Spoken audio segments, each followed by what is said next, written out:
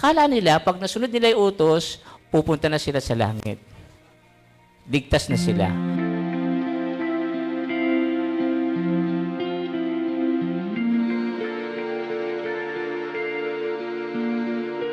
Kwento ng dalawang anak. Sino nakakaalam ng kwento ng dalawang anak?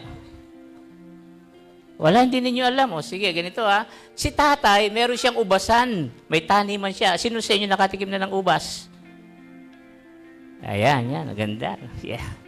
So sabi ni tatay, oh, may mga tanim akong ubas. Sabi niya kay kuya, kuya, pumunta ka sa ubasan. Magtrabaho ka. Ano sabi ni kuya? Ayaw niya. Sabi niya, ayoko.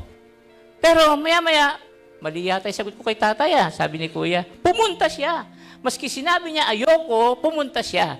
Tapos si tatay, nagpunta naman doon sa pangalawang anak, kay Bunso. Sabi niya kay Bunso, Bunso, punta ka sa ubasan. Ano sabi ni Bunso? Ano sabi ni Bunso? Sabi mo? Sabi niya, pupunta ako tatay, sige. Pero ano ginawa ni Bunso? Hindi pumunta. Sino yung sumunod kay tatay? Si kuya o si Bunso? Si kuya. Sabi niya, hindi ako pupunta, pero nagsisi siya. Okay. Ngayon, tungkol saan yung kwento na yun ni Jesus? Tungkol yun sa mga Pariseyo. Yung mga Pariseyo kasi, hindi sila nagsisisi. Sabi ni Jesus, I tell you, the tax collectors and the prostitutes, yung tax collector po, yung mga BIR ngayon, noon mga tax collector, mga makapili iyon. Hindi nyo na siguro alam makapili ano.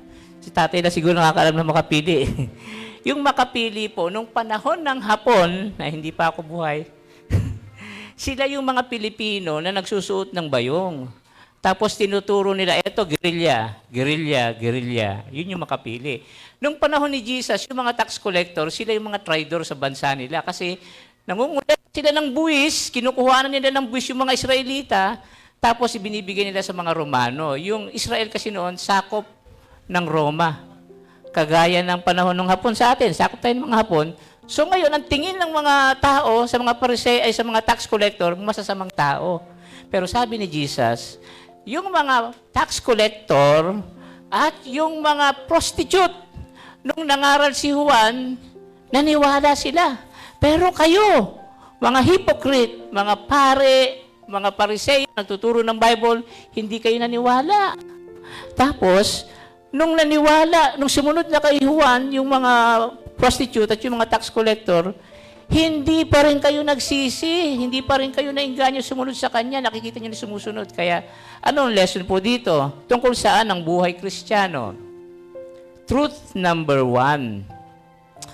Ang kaligtasan po is about repentance. Yun ang sinasabi ni Jesus sa mga Pharisee at saka sa mga pare. Hindi kayo nagsisi. Nung nangangaral si Juan ng pagsisisi, dapat kinikilala natin na tayo yung mga makasalanan. Yun ang hindi nangyari sa mga hypocrite ng panahon ni Jesus, yung mga Pariseo. Akala nila yung daan papunta sa langit pagsunod sa utos. Kaya wala silang ginawa kundi buksan yung Bible. Anong utos ba pinapagawa sa atin? Lahat ng utos na nakikita nila, sinusunod nila. Kaya sabi ng rich young ruler, lahat ng utos na yan nasa Bible, nasunod ko na yan. At sa akala nila, pag nasunod nila yung utos, pupunta na sila sa langit. Ligtas na sila. Tanong, sa panahon natin ngayon, ano ang daan papunta sa langit? Pagsunod o pagsisisi? Pagsisisi, buti alam ng mga bata, ano? Kagaya ni Kuya. Si Kuya, nagsisi siya, kaya pupunta siya sa langit. Si Bunso, sabi niya pupunta siya, pero hindi siya pumunta. Hindi siya pupunta sa langit. Di ba?